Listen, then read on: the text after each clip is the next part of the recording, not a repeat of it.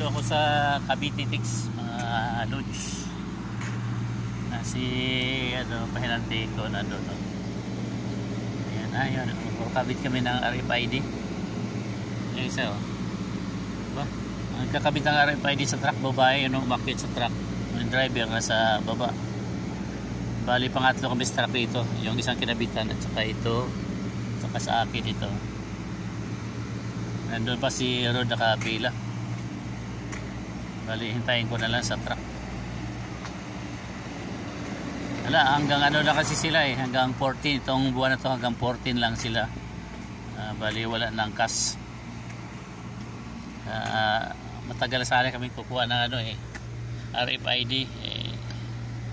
Ngayon lang kami kumuha dahil wala na, malapit ng 14. Ano nga yan?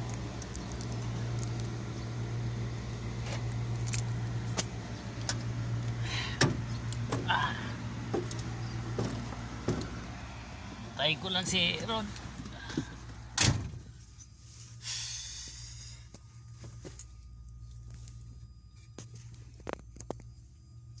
Yung hindi ko alam kung saan punta itong overpass. Yun yung nandoon ng Cavite Tix.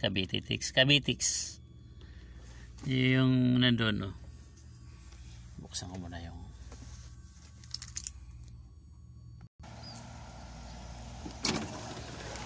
ayun, yung dito sa may bandang kaliwa galing Manila, ipapunta sa may tollgate ng Cavite Tix. Yan.